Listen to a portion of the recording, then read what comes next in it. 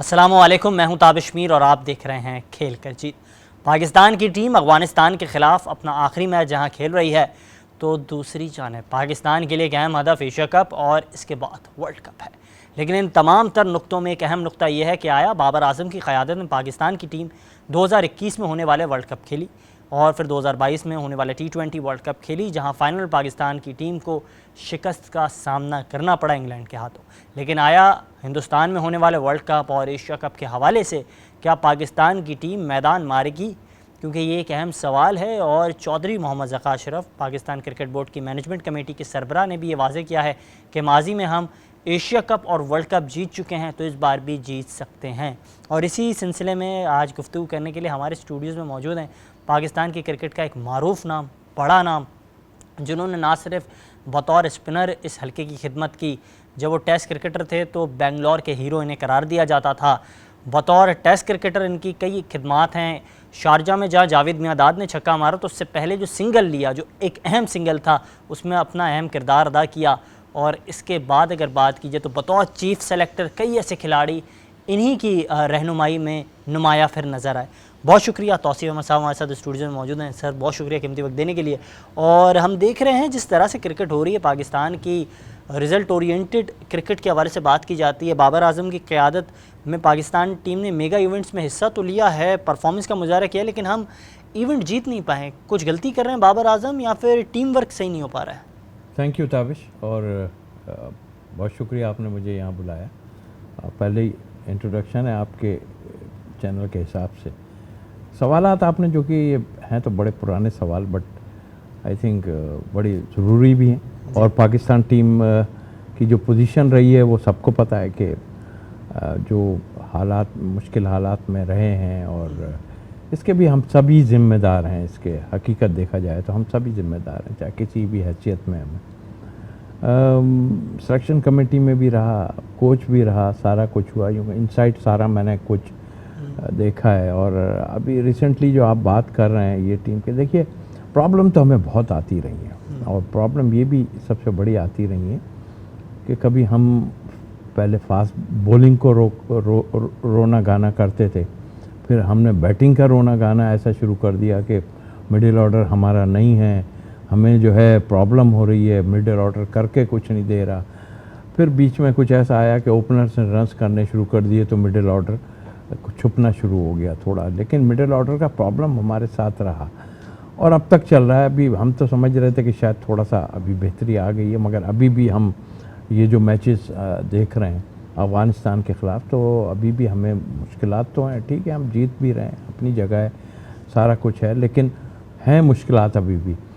तो ये जो इसका सारे का एक जो मैं सम अप इसको इस तरह करूँगा कि यार देखिए, हमने कोशिश ही नहीं की शुरू से कि हम कोई शुरू से हम भी होंगे उसमें शामिल। ज़ाहिर है कि जितने प्लेयर, ग्रेट प्लेयर गुजरे हैं बीच में, तो हमने बैकअप की तरफ ध्यान ही नहीं दिया। और बैकअप का हम ध्यान देते तो आज काफ़ी वही रोना कि इसको नहीं लिया, उसको नहीं लिया, उसको नहीं लिया, जिसकी। तो मेरा ख्याल ये इस तरह काम नहीं बनने वाला। जो मुश्किलात आ रही हैं दुनिया में, आप अगर देख लें तो दुनिया में हर टीम ने अपने आप को जो है हर लिहाज से अच्छा किया। यानी इसकी मिसाल ऐसे कि आप जो टीम हमारे ज़माने से और अब थोड़े अरसे तक ऐसे स्पिनर्स को खेलते थे हमारे बैट्समैन का, आप सोच नहीं सकते। आज उसी पे हम फंस रहे हैं, तो ये हमारी कमज़ोरी सामने नज़र आई। फिर खुदा करके हमारे फास्ट बॉलर्स ने विकेटें लेनी शुरू की। ज़ाहिर है शाहीन आए, ये तो वो बना हमारे ख़िलाफ़ 150-200 रन की पार्टनरशिप, पहले ही ओपनिंग पार्टनरशिप भी हमने लगती हुई देखी। तो ये सारा कसूर पे हम जाएंगे मेरा ख्याल है। अब मैं तो यही कहता हूँ कि हम इन चीज़ों को छोड़ के अब देखते हैं कि करना क्या है हमें। तो हमारे सामने है चीज़ें। मैं समझता हूँ इतनी बुरी टीम इस वक्त हमारी नहीं है, लेकिन फिर वही मसला आ रहा है आपके साथ कि वो आपने टेस्ट क्रिकेट खेली श्रीलंका के ख़िलाफ़, जो हम सब प्रॉब्लम में थे कि जी हमारा स्ट्राइक रेट कम रहता है, दुनिया ऐसे खेल रही है, दुनिया वैसे खेल रही है। इंग्लैंड ने आन के दिखाया हमें कि किस तरह जो है इस वक्त की क्रिकेट, चाहे वो 2020 हो, टेस्ट मैच में भी जो है वो 4-5 के एवरेज से जो है वो स्ट्राइक रेट से खेल रहे होते। हमने खेल के दिखाया, अभी हमें नज़र आया। हमारे यंगस्टर ने, मैं सऊद शकील की बात करूं या सलमान अली आगा की बात करूं, तो इन्होंने हमें नज़र आई चीज़। लेकिन तौसीफ अहमद साहब, एक ही चीज़ नुमाया नज़र आती है ना, अगर बात की जाए बेंगलोर में जहाँ आप लोगों ने परफॉर्मेंस किया, आप थे, इकबाल साहब थे, तो ऐसा ही होता है पाकिस्तान की क्रिकेट टीम में। ऐसी चीज़ें नज़र आती हैं कि एक ही फ़र्द या फ़र्द वाहिद पर ही सारी जिम्मेदारी होती है, टीम वर्क नज़र नहीं आती है। क्या टीम वर्क का कोई जो है सिलसिला कमी कुछ नज़र आ रही है? देखिए, बैकअप तो हमें नज़र नहीं आ रहा था ना। देखिए, बेंच पे आपके कहाँ लोग बैठे, आप उसको आप किसी तरह भी ले लें कि अभी शान मसूद को, मैं समझता हूँ ये लोग 20-25 का जो है ये हमारे टाइम से, जिस वक्त हम सिलेक्शन कमेटी में थे, अब जो इंजमाम साहब थे उस वक्त, उसके बाद से ये वही लड़के खेलते हुए दिखाई दे रहे हैं। और हमें कोई एक्स्ट्रा ऑर्डिनरी कोई ऐसा नज़र नहीं आया कि जो हमने कोई बहुत ज़्यादा ऐड कर दिया हो किसी को। हाँ, चांस देने में हमने कंजूसी की, और चांस देने में कंजूसी ऐसे की कि जो हल्की से हल्की टीम होती थी, यानी कि जैसे जिम्बाब्वे है, हर कोई बैठने को तैयार ही नहीं होता था। चूँकि मैं सिलेक्शन कमेटी में रहा हूँ, मुझे अंदाज़ा है बैठने को कोई तैयार नहीं, हर आदमी खेलने के चक्कर में, हर आदमी। तो इतना इख्तियार तो होता होगा ना चीफ सेलेक्टर के, वो कहे नहीं इसको बेंच करना है, इसको खिलाना है। बात यह है कि हमारे यहाँ हमेशा कप्तान और कोच जो है वो बनाता है, उन्होंने खिलाना होता है। लेकिन अब वही सिलेक्शन कमेटी भी तो डर रही होती है ना कि हार गए तो हम तो बाहर, क्योंकि अजाब जो पड़ता है जब हारते हैं तो सिलेक्शन हुए पूरा और उठा के पता नहीं कहते हैं कि वो इनको निकाल के बाहर फेंक। क्यों भाई, सिलेक्शन कमेटी है क्या? सिलेक्शन कमेटी तो आपको सेलेक्ट करके दिया ना, करके दिखाएं। प्लेयरों पे फ़र्क नहीं पड़ता, प्लेयरों पे इसलिए फ़र्क नहीं पड़ता कि लिमिटेड हैं, हम उनको पता है हम रहेंगे। मेरा कहने का मतलब इसमें किसी को माइंड करने की ज़रूरत नहीं है। होता यही है कि आप जब कोई ऐसी टीमें आएँ, जैसे अभी बांग्लादेश आई है, इसमें भी आप देखें 2 मैच के बाद आपने चलें, वो आपका एक एम ये था कि जी हम नंबर 1 होंगे, जीत जाएंगे तो हम नंबर 1 हो जाएंगे। वो हमारे टाइम में भी टेस्ट मैच में भी नंबर 1 रहे, हमने जो है सिलेक्शन में हमारे काफ़ी चीज़ें अच्छी हुई। लेकिन हुआ क्या कि वही हमारे बैकअप की प्रॉब्लम्स जो है। अब आज 2 प्लेयर्स को इन्होंने खिलाया, मेरे ख्याल सऊद शकील को खिलाया, वसीम जूनियर टीम के साथ हैं। बिल्कुल, तो ऐसे ठीक है, आपने कर लिया, आपने, लेकिन इनको चांस दे के अभी भी मिडिल ऑर्डर में प्रॉब्लम हो रही है। वो तो आपका शादाब अगर रन्स ना करे हैं, इफ्तिखार ने थोड़े से रन्स किया ना करे, तो आप तो गए काम से। ये 300 का जो हमने रन्स किए, क्रेडिट देते हैं हम कि अफगानिस्तान ने बड़ा अच्छा कमबैक किया था। लेकिन वहीं घूम के बात आती है कि आप अपना मिडिल ऑर्डर के लिए, बैकअप के लिए अब नहीं उससे रन्स नहीं हो रहे ना, लेफ्ट आर्म हमारे ओपनर से फखर नहीं हो रहे, बिल्कुल। दूसरे को चेक कर लो भाई, इसमें कौन सी बुराई है? अब्दुल्ला शफीक आपके पास बेंच पे मौजूद है, बेंच पे बैठा। देखिए 50 ओवर की, हालांकि उसकी परफॉर्मेंस सच नहीं है, सच्ची बात है कि अब्दुल्ला की उसमें वनडे में इतनी बड़ी परफॉर्मेंस नहीं है, टेस्ट मैच तो है। लेकिन जब आपने लिया, क्योंकि ये है गेम को चलाने वाला, ये 50 ओवर जिस अंदाज से आपने बात की, आप लफ्ज़ों को लफ्ज़ों से जोड़ रहे हैं, बातों को मुकम्मल कर रहे हैं, तो इसमें एक अहम सवाल तो ये सामने आता है, बाबर आज़म चीज़ों को डील करते वक्त काफ़ी ज़्यादा मोहतात होते हैं, वो एतमाद उस तरीके से नहीं करते हैं। इफ्तिखार को जब टीम में लिया, उनकी PSL में बॉलिंग में काफ़ी ज़बरदस्त थी, लेकिन उनसे ओवर कराए नहीं जाते थे। अब यही बात की जाए, शान मसूद टीम के साथ थे, लेकिन उन्हें उस तरीके से यूटिलाइज़ नहीं किया जाता था। आखिर में ये भी आपको याद होगा, इमाद वसीम के वाले से जो T20 में उनको डेब्यू कराया गया, तो उस वक्त बाकायदा क्राउड कह रही थी ओवर दे दें, ओवर दे दें, वो दे रही नहीं थे। तो क्या समझते हैं, बाबर आजम उस तरीके से एतमाद नहीं कर पा रहे हैं अपने प्लेइंग 11 पे? देखिए, ये प्रॉब्लम तो आई है काफ़ी, और इस पर काफ़ी डिबेट भी बैठ के लोगों ने की है। मैं अब उसमें अगर जाऊँगा ना तो ये प्रॉब्लम है। अब मैं अब इसको देखता हूँ कि अब गुजर गई सारी बात, अब जाके आप जो है ना, देखिए ना, ऑनेस्टली तो ये है कि हमारा ओपन अटैक, जाहिर है कि आपका जो विकेट कीपर था वो उसने आन के अच्छी क्रिकेट खेली है, इमामुल हक ने, विकेट कीपर जो हमारे मोहम्मद रिजवान बहुत उसने परफॉर्म करके सारा जो है किया। तो हमें 2020 में भी स्ट्राइक रेट थोड़ा सा बेहतर नज़र आया, वरना हमारा स्ट्राइक रेट तो दूसरी टीमों से बहुत कम था, और हम उसी पे बात करते थे कि भाई ये स्ट्राइक रेट दुनिया कहाँ जा रही है, हम कहाँ। तो ये अब उसी तरह अगर आप करेंगे कुछ तो फ़ायदा होगा, लेकिन हमें फ़िक्र ये पड़ जाती है कि यार ये गए ना तो फिर मिडिल ऑर्डर में नहीं है, तो यहाँ आन के हम लोग फंस जाते हैं। लेकिन आपने जिस अंदाज से बात की, यही एक अहम सवाल यहाँ सामने आता है, सीनियर खिलाड़ियों पर उस तरीके से एतमाद नहीं कर पाते बाबर आजम। आमिर जमाल ने डेब्यू किया, उन्हें बॉल थमा दी, आखिरी ओवर में 15 रन दरकार थे, जूनियर्स के लिए इतना एतमाद, तो क्या बाबर आजम खुद एतमादी का उन्हें फुकदान है या फिर बड़े फैसले लेने में कहीं हिचकिचाते हैं, क्या वजह है? देखो कुछ जगहों पे जो पहले की, वही मैं बात कर रहा हूँ, पहले डिसीजन इतने अच्छे नहीं थे, लेकिन अब जैसे देखिए जीत जो है ना बहुत चीज़ों को छुपा देती है, लेकिन हम लोग जो इस मंच पे बैठते हैं, लेकिन हम जीतने के बाद भी कुछ चीज़ों को देखते हैं, चाहे वो 11 की टीम बनाने में हो। 11 की टीम ठीक नहीं बन रही थी पहले, अभी ये जो टीम बनाई है, और मैं क्रेडिट देता हूँ इंजमाम को कि ठीक है, ये जो 11 के खिला भी रहे हैं ना, ये मेरे ख्याल बेस्ट हैं। 11 बहुत अच्छी टीम, आप उठा के देख लीजिए ना आपने, यहाँ तो मैच हार चुके होते अब तक, ये जो हम पिछला मैच हार गए, लेकिन हमारे पास बैटिंग डेप्थ काफ़ी है, लेकिन आप क्या नीचे वालों पर एतबार करोगे कि आन के जो है वो पेसर अपना नसीम शाह आन के रन्स कर दे।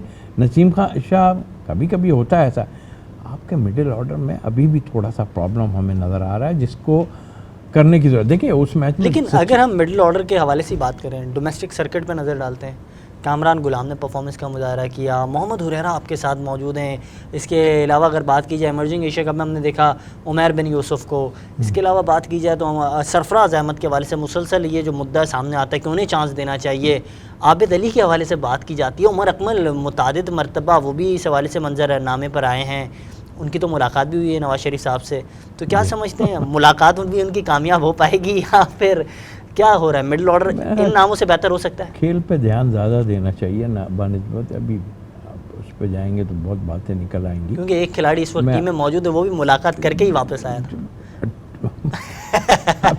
आज खेल भी रहा है मैच। अच्छा चलें, अच्छी बात है, ये तो कोई उसमें नहीं है, खेल रहे हैं अच्छी बात है, आप खेलें तो परफॉर्मेंस भी करें जो भी है। ये जो आपने बात की यंगस्टर की जो बात की ना, देखिए ये यंगस्टर को एकदम अगर आप किसी ऐसे उसमें को मैं कहूँगा धक्का ही दे देंगे ना, वो गलत है। फेयर चांस देना चाहिए आपको। आप सारी हल्की सीरीज़ अगर आप खेल जाते हो सारे, और मुश्किल सीरीज़ मान के किसी एक को अंदर कर दे तो हो गया।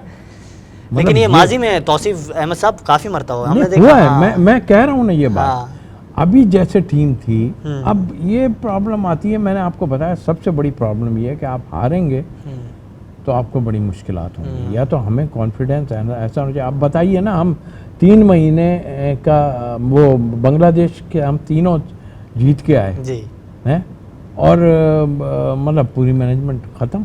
अच्छा, ये जो आपका मुद्दा है, ये जो आपका गिला है, ये जो आपका शिकवा है, इसके हवाले से मेरी बात हुई इंतखाब आलम साहब से। 1992 में टीम के साथ बतौर मैनेजर थे, फिर 2009 में जो टीम जीती फिर भी वो मैनेजर थे। उन्होंने कहा कि उस वक्त जो सिलेक्शन का मयार था, उस वक्त के जो लोग थे, उन्होंने टाइम दिया। 1980 में उन्होंने कहा मैंने पाकिस्तान टीम को बतौर मैनेजर सर्व किया, 12 साल के अरसे में हमने इंग्लैंड को हराया, ऑस्ट्रेलिया को हराया, हिंदुस्तान को हिंदुस्तान में हराया, तो हमने टाइम दिया, लोगों पर एतमाद किया, इसके बाद रिजल्ट आया। हम एतमाद इस वक्त नहीं कर पाते हैं खिलाड़ियों पे। 4 माह के अरसे में काफ़ी चीज़ें इतनी जल्दी शफल हुई हैं जिसकी वजह से हम बेहतर फैसले नहीं कर पाएंगे आगे मुस्तकबिल में। उस वक्त की अगर बात करते हैं ना, उस वक्त में तो काफ़ी ऐसी चीज़ें थी जो आपके लिए ये कह सकते हैं आपके प्लेयरों में कंपटीशन एज सच था भी, तो जगह नहीं बनती थी उनकी, और एक डिफरेंट वो था। और अभी तो आपके पास सारे जूनियर, ज़्यादातर जूनियर हैं।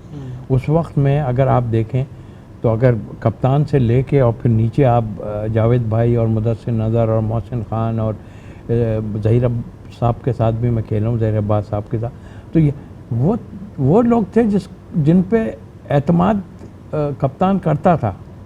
अभी तो यहाँ मुश्किलात ये आती हैं आपको कि पहली सीरीज़ के बाद दूसरी सीरीज़ में मैं हूँगा या नहीं हूँगा, ये चीज़ें नज़र आ रही हैं। और फिर आपके पास ऐसा कोई सीनियर नहीं है मौजूद जो आपको लेके चल सके, और एक ही एज के सारे लोग चल। लेकिन फिर भी इतनी क्रिकेट खेलने के बाद आपको इतनी माशाल्लाह क्रिकेट मिल रही है, सब कुछ है, लेकिन आप अभी तक पाकिस्तान के लिए हम यही कहते रहते हैं कि पता नहीं क्या, और जब अच्छा, जीतते हैं ये जो बात आपने की काफ़ी ज़्यादा फेवरेट समझे जाते हैं। इमरान खान साहब ने भी काफ़ी मरतबा कहा है कि बाबर आजम के अंदर ये सलाहियत है। जावेद मियां साहब मेरे प्रोग्राम में मौजूद थे, उन्होंने कहा कि बाबर आजम पर आपको एतमाद करना होगा। आप उनकी कप्तानी को लेकर तनकीद तो करते हैं, लेकिन ये तनकीद बड़ा इसलाह होनी चाहिए।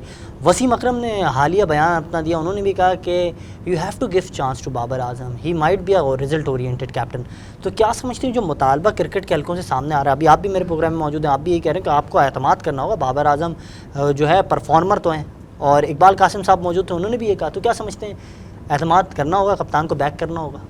बिल्कुल बैक करना होगा। बात ये यहाँ पर यह आती है कि देखिए, आपका कप्तान ही सब कुछ है। अभी भी आप जब बाबर आउट हो जाता है तो आप लोगों के हाथ पैर फूलने शुरू हो जाते हैं कि बस बाबर है। वाह यार, ये क्यों सोच है? इसलिए कि नीचे जो प्लेयर हैं वो फ़िक्रें उनको नज़र नहीं आती मुझे कि फ़िक्रें हैं उन्हें कि यार अगर ऐसा, इसलिए कि वही पहली बात कि बेंच पे बाहर कोई बैठा ही नहीं है। वो ये सोचते हैं ना कि हमने तो फिर आना है, इधर से घूम के फिर आ जाएंगे, इधर से घूम के फिर उस टाइम में जो है आपका चांस बनाना मुश्किल होता था। वहाँ मैं, इकबाल भाई और अब्दुल कादिर साहब, हम तीन भी खेले हैं, बट था कंपटीशन ना, नजर यहाँ कंपटीशन है कहीं भी नहीं है। आप अभी इस वक्त स्पिनर को अच्छा नहीं खेल पा रहे हैं, तो उस वक्त हमारे वो ग्रेट प्लेयर थे जो स्पिनर को बहुत अच्छा खेले। आप जितना कहते रहो क्रिकेट चेंज हो गई है, ओ भाई, अब ज़हीर भाई की तो वो मिसाल मैं बताता हूँ कि LBW जैसे प्रॉब्लम हो रही है, हमारे बाबर भी LBW बिल्कुल फंसते हैं अंदर आने वाली गेंद पे। ज़हीर अब्बास साहब का कॉल किया था कि यार पैड पे लगने क्यों देते हो, बल्ला किस लिए लेके गए हो साथ अपने। ये मैं आपको ज़हीर साहब की बात बता रहा हूँ, इट्स अ ग्रेट प्लेयर, और बिल्कुल सही बात। अच्छा, आपने बेंगलोर में क्रिकेट खेली, आप बेंगलोर के हीरो माने जाते हैं, काफ़ी ज़बरदस्त अंदाज से वो तारीखी विक्ट्री है पाकिस्तान की। ज़हीर अब्बास साहब के हवाले से आपने बात की, हिंदुस्तान में जब वो क्रिकेट खेलते थे उनकी फ़ैन फॉलोइंग वहाँ भी काफ़ी ज़्यादा थी। तो किस तरीके से देखा है इस तरह के जो इवेंट्स होते हैं, पाकिस्तान की टीम हिंदुस्तान गई है, क्योंकि अब वर्ल्ड कप के लिए हम वहाँ जाएंगे, तो पाकिस्तान की टीम को बैक किया जाता है? जो राना नवीदुल हसन ने कहा कि हमारे खिलाड़ियों को बैक किया जाता है, ऐसा होता है या फिर नहीं? नहीं, बैक वाली बात तो सच नहीं है। देखें, ऐसा नहीं है। हमने तो श्रीलंका में भी खेला, वो सिर्फ अपने लोगों को फेवर करते थे। ये हालात हमारे जो हैं इंडिया से, ये तो पब्लिक की वजह से बहुत गड़बड़ है, सीधी बात है। वो हमारी पब्लिक ज़्यादा नहीं है, उनकी तरफ से पब्लिक है। हमारी ये है कि हम हारेंगे तो हमारे पे भी मुसीबतें आना शुरू हो जाएंगी। ये है ज़रूर कि इंडिया से हमारा कोई, और प्लेयरों का उनका भी कोई ऐसा नहीं है, वो सब वो रहते हैं। मगर आवाम और फिर इंडिया पाकिस्तान, ये तो गवर्नमेंट ने कर दिया ना, और उनकी गवर्नमेंट ने तो बिल्कुल ही वो कर दिया कि भाई खेलो, कहीं भी खेलो, खेलो यार, हमारे साथ खेलते क्यों नहीं हो। हमने तो कभी मना नहीं किया। जावेद मियां साहब मेरे प्रोग्राम में मौजूद थे, उनसे जब मैंने ये सवाल किया, उन्होंने कहा डरते हैं, शिकस्त से डरते हैं, खौफ है। मैं खुद कहता हूँ, मैंने यही बात बैठ के एक उस पर की थी, और उनके भी एक प्लेयर मौजूद थे वहाँ लिंक पे। मैंने ये कहा यार, मैं फैसला नहीं करूँगा कि आप अच्छे हो या हम अच्छे हैं। नो डाउट आपकी टीम बड़ी बैलेंस हुई है, सारा कुछ है, हम देख रहे हैं आपके पास बैकअप में भी लोग मौजूद हैं, सब है, लेकिन ऐसे नहीं होगा। लेकिन अब तो नताइज भी बता रहे, हिंदुस्तान वेस्ट इंडीज़ से जो है हार गया, और जिस तरीके से हार्दिक पांड्या के बयान आते थे, हम तीसरी टीम भी बना लेंगे तो भी हम जीत जाएंगे, तो अब वैसा तो नहीं हो रहा ना। अपने जितने भी एक्सपेरिमेंट कर रहे हैं तो पॉजिटिव एक्सपेरिमेंट तो साबित नहीं हो रहे। वो ठीक है, उनकी 2-3 टीमें बनी हुई हैं अपनी जगह। एशिया की पॉलिटिक्स तो है ना, हर जगह पॉलिटिक्स मौजूद है, उनकी टीम में भी इतनी है। वो अरे कितना भी आप कर लो, कोहली ग्रेट प्लेयर है, आप ऐसा ना करो। उनमें वो रोहित शर्मा, फिर वो शास्त्री, और वो दूसरे कोई आ गए सब आन के, जो है वो थोड़ी सी सिलसिला ऐसा है। तो इसका मतलब आप कह रहे हैं कि कोहली को बाकायदा माइनस किया जाता है? नहीं, माइनस किया मेरे हिसाब से। तो देखिए अभी कौन सी ऐसी वो रही हार जीत की, मैं उसका ना, आपके पास अच्छे लड़के हैं, अच्छी टीम, लेकिन आपके पास जो हेड है ना, उसको ऐसा होना चाहिए। लेकिन जिस अंदाज से आप ये बात कर रहे हैं, इस बात में यकीनी तौर पर सदाकत हो सकती है। कपिल देव का एक बयान जो है वो काफ़ी ज़्यादा मकबूल है, आपने उनके साथ क्रिकेट खेली होगी और मुतादिद मरतबा आप लोग आमने सामने भी होंगे, तो वो कहते हैं कि अगर अश्विन बेंच हो सकते तो वाई नॉट कोहली। माजी में तो वो ये भी मुतालबा कर चुके हैं। तो इस तरह मतलब बाकायदा मीडिया के ज़रिए मुनज़्ज़म अंदाज से कोहली को माइनस करने के लिए भी हमने प्रोपोगंडा देखा। मैंने आपको कहा ना कि ये चल रहा है वहाँ पे भी, और इसका क्या नुकसान होगा कि टीम में प्रॉब्लम होगी और हमें फ़ायदा होगा। ये प्रॉब्लम उनके यहाँ अगर होती है ना तो हमें प्रॉब्लम तो होगा। 100 भी नहीं हो पाएंगे। जो सचिन का रिकॉर्ड है, वो जो सचिन ने कहा सिर्फ, तो वो कोहली तोड़ सकते हैं। लेकिन ये चीज़ें होनी नहीं चाहिए। और हम अपने हिसाब से ये बात करते हैं कि मैं फैसला नहीं करूँगा जब तक आप हमारे साथ लंबी क्रिकेट नहीं खेलोगे कि आप अच्छे हैं। या खौफ तो है ना यार, वो पॉलिटिक्स हो कुछ, हमें कुछ नहीं। हमारे यहाँ तो फोर्सेस ने, इन्होंने, हम सब ने अपने मुल्क की क्रिकेट यहाँ लाने में इतना काम किया। उन्होंने हमें डुबोने का काम किया, लेकिन हमने, हमारे यहाँ ये किया गया। अभी तक वो जो है यहाँ खेलेंगे वहाँ नहीं। हमारे यहाँ से भी बयान आया कि जी नहीं जाना चाहिए। भाई यार क्यों नहीं जाना चाहिए यार, क्रिकेट खेलो भाई। ये सर रमीज हसन राजा साहब ने कहा, आपने उनके साथ क्रिकेट खेली थी, क्या कहा उन्होंने कि नहीं जाना चाहिए? उनका बयान था जब वो चेयरमैन पीसीबी थे, उन्होंने कहा था कि हम क्यों जाए, अगर वो नहीं आते तो हम भी नहीं जाएंगे। हमारे मिनिस्ट्री लेवल पे भी, यहाँ पर भी स्पोर्ट्स में जब बिलावल साहब ने कहा तो फिर सब हो गए, जबकि मैं फर्स्ट डे से कह रहा था हम जाएंगे। नहीं, कई खिलाड़ियों का कुछ भी कर लो कि हम शायद आफरीदी ने भी कहा कि आपको जाना चाहिए, मिसबाह लोग भी कह चुके, कई बड़े खिलाड़ियों ने ये बयान, और कई ने ये भी कहा उसमें कि हमें नहीं जाना चाहिए। प्लेयरों की बात नहीं कर रहा, मिनिस्ट्री की शर्त है। क्यों नहीं यार, आप खेलो ना क्रिकेट। वो नहीं आ रहा है, वो नहीं आ रहा है, हमें तो we should not make cricket politics. देखिए वो मैं आपको बताऊं ताबिश साहब जी, जैसे एशेज सीरीज होती है ना, ये उससे तगड़ी सीरीज है बिल्कुल। और इतना माल कहाँ से बनेगा इनका, किधर से करेंगे ये सब कुछ है? अभी आप देखिए टिकट ही नहीं मिल रहा है, सुना है। अच्छा, लेकिन जिस अंदाज से हमने देखा, क्योंकि आप उस वक्त मौजूद थे, जूनियर सतह पर आप भी काम कर रहे थे, और हम देख रहे थे नजम अजीज सेठी साहब को चैलेंज ये था कि उन्हें कायल करना था बीसीसीआई को और एशियन क्रिकेट काउंसिल को कि पाकिस्तान आए और पाकिस्तान में इवेंट होना चाहिए, हिंदुस्तान की टीम आए। लेकिन फिर उन्होंने हाइब्रिड मॉडल पेश किया, जिसके बाद उन्हें तनकीद का सामना करना पड़ा। खालिद महमूद साहब की जानिब से बयान सामने आया, आरिफ अब्बासी साहब ने कहा कि गलत फैसला किया नजम अजीज सेठी ने, आमिर सुहेल ने कहा कि नजम अजीज सेठी ने जो फैसले किए उससे पाकिस्तान की क्रिकेट को नुकसान पहुंचा। हमारे पास उस वक्त और कोई ऑप्शन था या फिर वो मुश्किल में फैसला करना पड़ा नजम अजीज? आपके बड़े मुश्किल आपके लिए प्रॉब्लम है। मैं सेठी साहब की फेवर नहीं, वैसे ही मैं बात कर रहा हूँ।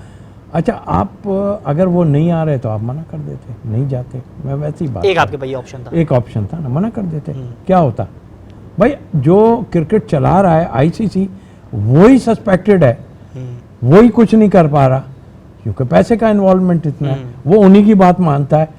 आप फिर बैठ जाएं घर पे ना खेलें क्रिकेट? नहीं, मैं क्रिकेट खेलने के हक में हूँ। ये आप इस पोजीशन में हैं ही नहीं कि आप उनसे डिमांड कुछ कर पाएं, या तो आपकी बात चल रही हो कोई है।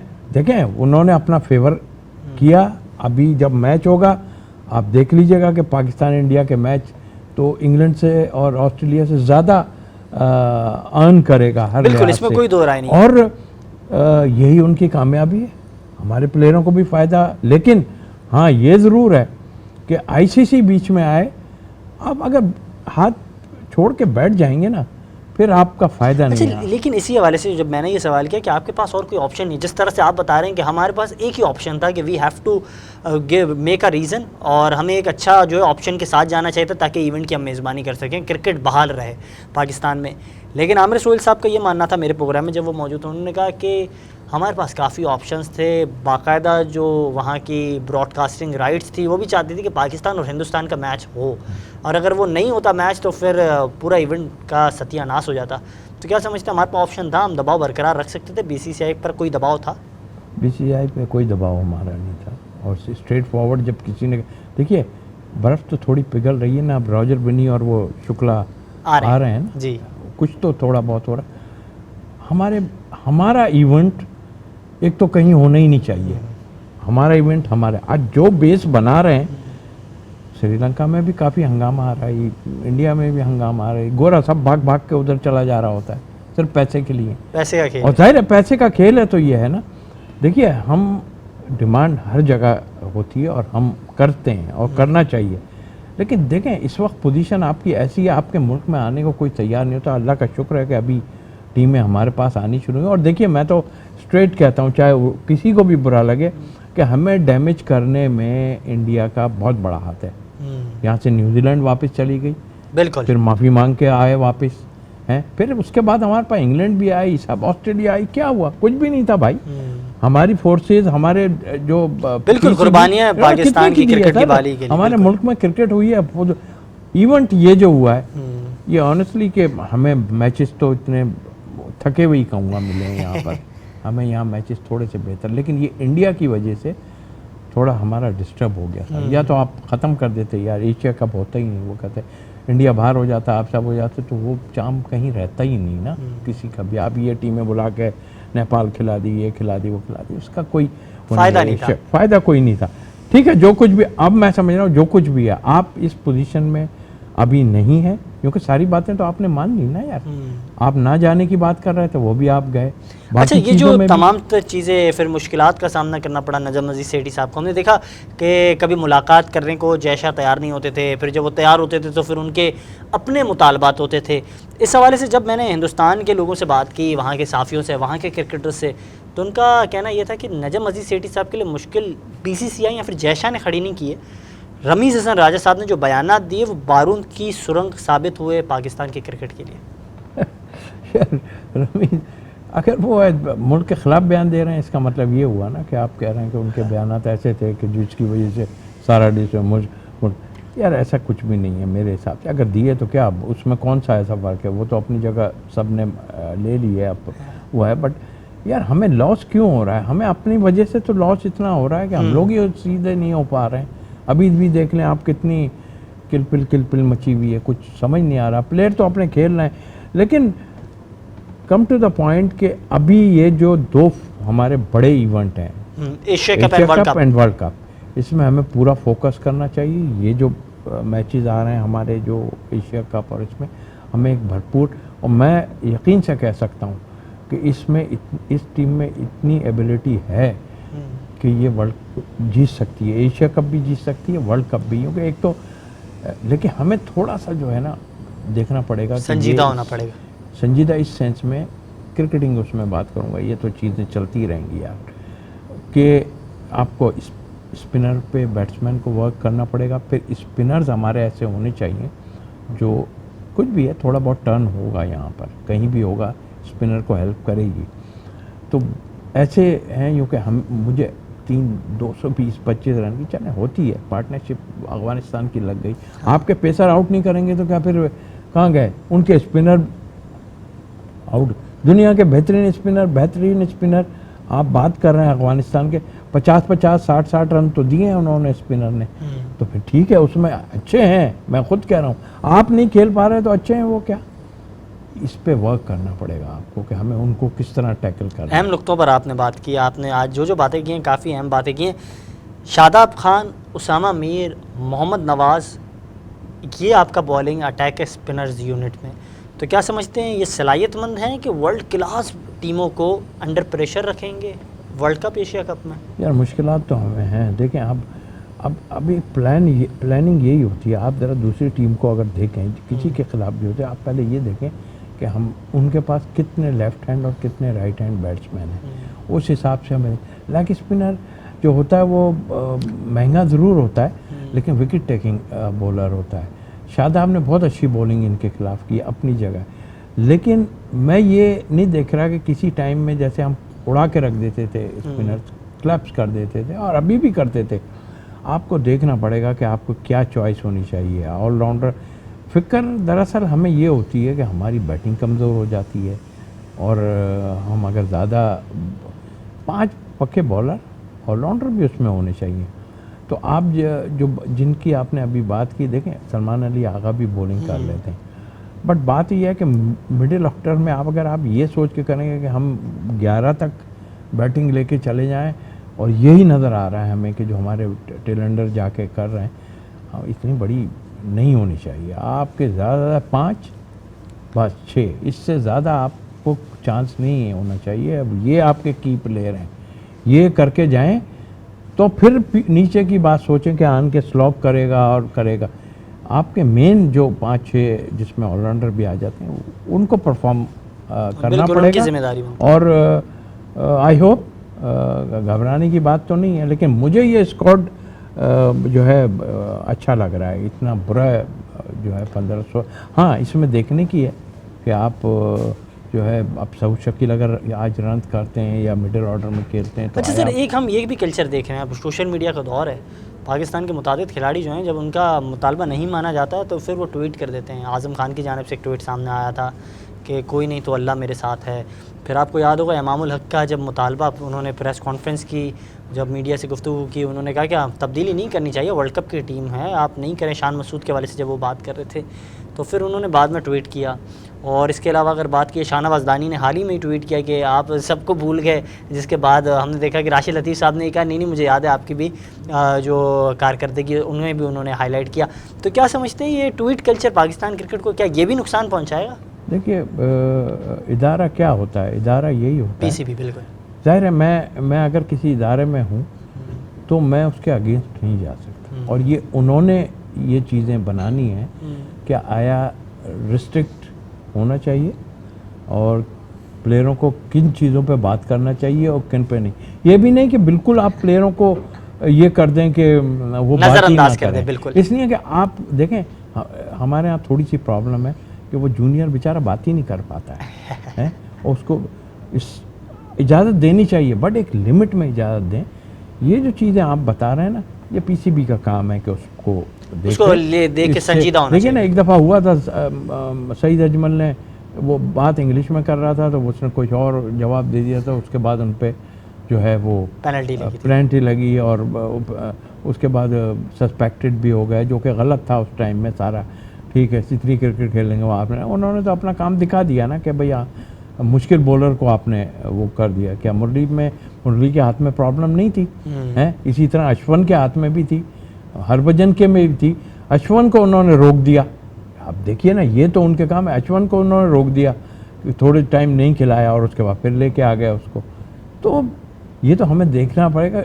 हमारे प्लेयर जो जूनियर्स भी हैं, अभी तो माशाल्लाह बात करने वाले कुछ हैं लड़के, लेकिन लिमिट ये जो ट्विटर और ये चीज़ें इस्तेमाल कर रहे हैं ना, जी ये मेरा नहीं ख्याल कि इस तरह हो, क्या फैमिलियों से अभी पता नहीं क्या क्या। मुझे तो बड़ी हेडलाइंस बन जाती हैं इसके बाद। बहुत सर, दूसरे पकड़ते हैं ना, आप तो छोड़ देना इनको जी, दूसरे पकड़ लेंगे। अपने मुल्क को तो छोड़ें, आपका मुल्क तो पकड़ लेगा, जो भी है सबकी नज़र आ जाएगी आपके। लेकिन आप अभी उसको पनिश करेंगे कि जी कैसे बयान दिया, कैसे नहीं दिया। उनको पता होना चाहिए, और होता है जो उनको कॉन्ट्रैक्ट मिलता है उसमें सब चीज़ें होती हैं। अच्छा सर, आप कॉन्ट्रैक्ट के हवाले से बात करें, सेंट्रल कॉन्ट्रैक्ट का मामला मुसलसल ताख़ीर का सामना कर रहा है। राशिद लतीफ़ साहब ने इस हक़ में बयान दिया कि बाकायदा यूनियन होनी चाहिए, जो खिलाड़ियों का जो मुतालबा है कमर्शियल राइट्स का, उसको लेकर भी बात करे और चीज़ें होनी चाहिए। दुनिया में पाकिस्तान और चंद एक दो ममालिक हैं जहाँ यूनियंस नहीं हैं, बल्कि बांग्लादेश में भी हैं। तो क्या समझते हैं होनी चाहिए मुतालबा जायज़ है? अगर होने भी चाहिए ना, होंगी नहीं। या प्लेयरों में ही हमारे आपस में इतनी गड़बड़ाहट है, एक्स प्लेयर ले लें या कोई भी लें, इतनी कुछ है कि वो बिल्कुल कुछ होने वाला नहीं है। कोई आदमी सही भी बात कर रहा है ना, तो उसका कोई इसलिए नहीं होगा कि बनने ही नहीं देंगे। अच्छा, माजी में कई आपने निशानदेही की, माजी के हवाले से कुछ ऐसी तल्ख बातें मैं चाहूँगा आपकी रहनुमाई उस पर भी लूँ। हमारे क्रिकेट के अंदर कप्तानों के खिलाफ बाकायदा लॉबिंग हुई, हल्फ लिया गया, वाजे किया यूनिस खान ने। उससे पहले जावेद मियादाद साहब जब कप्तान थे उसके हवाले से भी वाजे किया जाता है, उन्होंने अपनी किताब में भी लिखा बैन कटिंग में।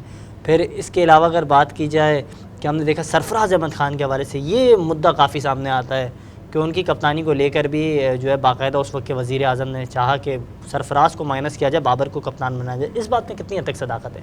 देखिए वो टाइम में एटलीस्ट 2020 में तो वो कहीं से बाहर होता नहीं था। सरफराज बाहर नहीं होता था, और किसी भी बजाय वो 3 फॉर्मेट खेला। उसके बाद देखें ये चीज़ें आई थिंक नुकसान ही पहुंचाती है बहुत सी चीज़ों को। कुछ गलतियां पीछे भी हुई जिसका खमियाजा और लोगों ने भी, कुछ चीज़ें सामने नज़र जो आती हैं ना, वो बड़ी तकलीफ़ दे इसलिए होती हैं कि हम तो चलो कर लेते हैं, लेकिन बाहर वाले उसको बहुत उठा के कैश करते हैं उसको।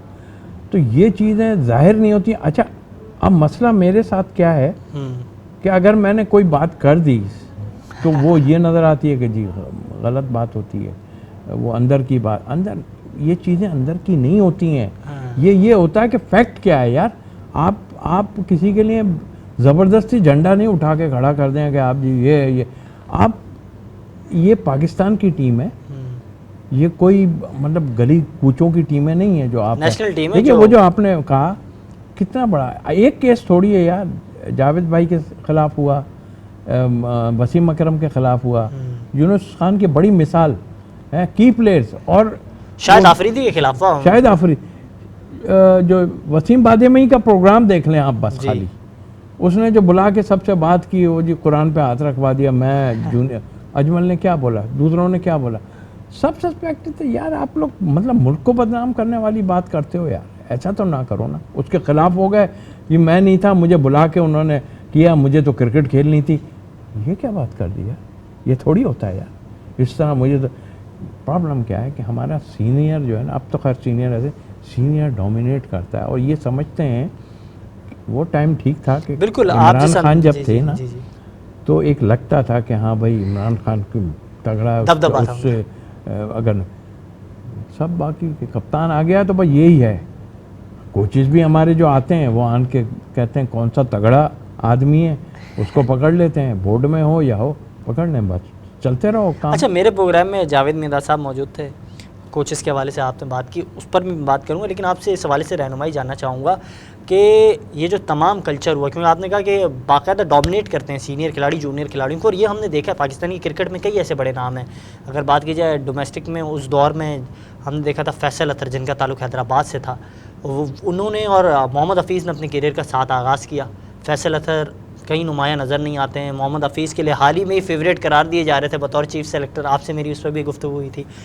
बात की जाए दीगर जो खिलाड़ी हैं डोमेस्टिक सर्किट के हवाले से, बात की जाए नोमानुल्लाह नेशनल बैंक के, उनके हवाले से जो है वो एक मैच खेले पाकिस्तान के लिए बांग्लादेश के खिलाफ, इसके बाद वो पस मंज़र से गायब हो गए, जबकि उनके डोमेस्टिक में रन थे। तो ये गलतियाँ हमने काफ़ी की खिलाड़ियों को। वो जो पहले उसमें हमने बात की कि जी हमने खुद कोशिश ही नहीं की ना कि हम ग्रूम करते हैं, ग्रूम करें, तो अभी भी आपको नज़र आ रहा है कि सब कुछ ठीक है।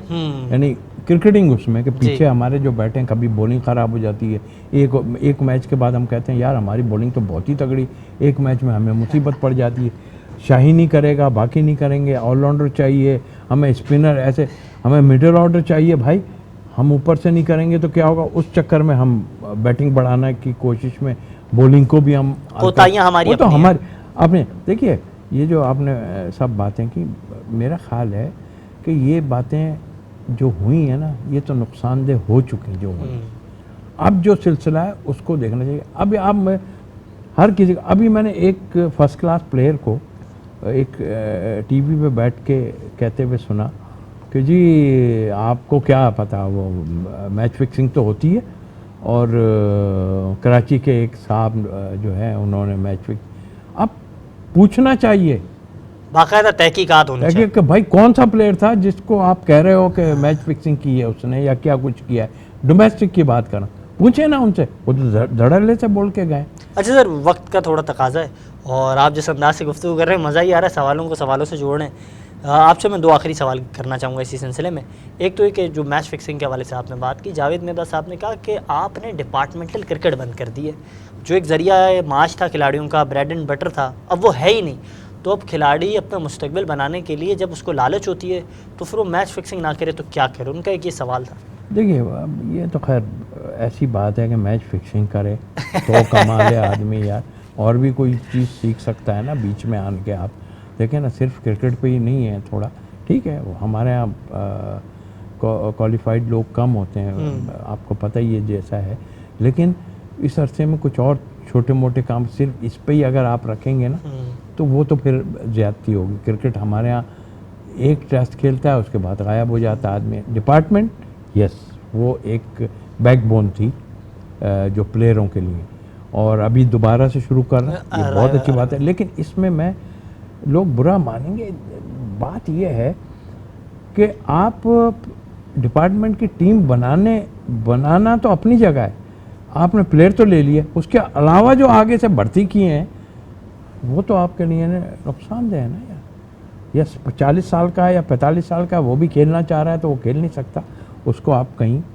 वेटरन्स खेलना चाहिए, उसको दीगर चीज़ें कहीं और ले जाएं। आप डिपार्टमेंट में ही रखें, कहीं और ले जाएं। अब वो टीम के साथ रहता है वो मुसीबत, तो डिपार्टमेंट इतना पैसा खर्च कर काम करना चाहिए। बिल्कुल, इतना पैसा जब आप खर्च कर रहे हैं ना, तो उसमें चेक एंड बैलेंस ये वाली होनी चाहिए, खिलाड़ी क्या हैं और ऑफिशियल कितने हैं, या जो रिटायर हो गए ना, हम लॉस तो बहुत हुआ है, सच्ची बात है। लोगों को बहुत लॉस हुआ है कि प्लेयर्स बेरोज़गार हुए, कई हम उसमें हमने देखा।